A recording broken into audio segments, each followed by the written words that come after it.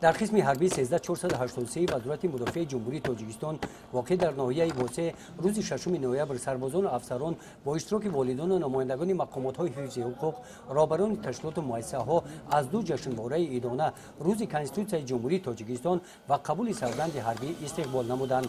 من نظریف عبدالله به صف قواهای مسلح جمهوری تاجیکستان داخل شده برای صداقت به خلق خود سرور جمهوری سوگند یاد می‌کنم.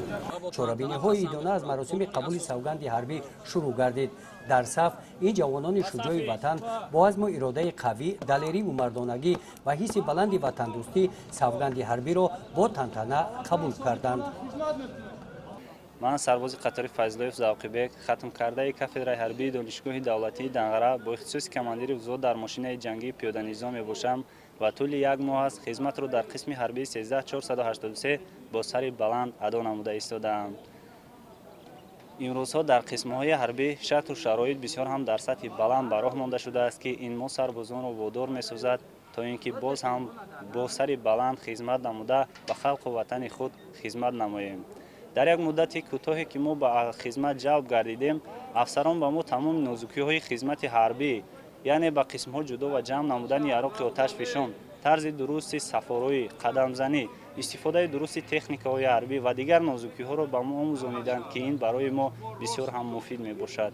ما در آینده کوشش می‌نماییم که هر یک وجب خاک وطن را محافظت نماییم و با سر بلند به نزد پدر و مادر برگردیم. بعد چورابینی قبول سوگند حربی در جمعه تنتنوی بخشیده به 29 سالگرد روز قبول کنستیتوسیای جمهوری تاجیکستان، رئیس ناحیه واسه در معروضه‌شان سربازان و افسران و اشتراکچیان چورابینی را بخشیده به قبول سوگند حربی و روز کنستیتوسیای جمهوری تاجیکستان تبریک نموده با والدانی که از گوشه و کنار کشورمون به ناحیه واسه تشریف آورده در قبول سوگند حربی فرزندانشان اشتراک نمودند، برای تربیت فرزندان با اور و ناموس و با افتخار بلند وطنداری قبول نمودن سوگند حربی با آنها اظهار منتداری بیان کردند.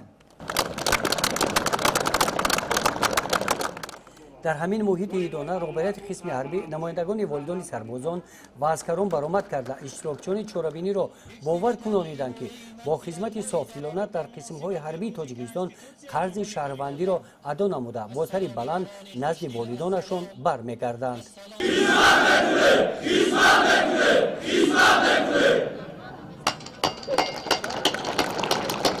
چورابینی‌های تنتنوی بخشیده به روز کنستیتوسیای جمهوری تاجیکستان و قبول سوگند حربی با گذشت نظامی و برنامه ایدانه کنسرتی جنببست گردید.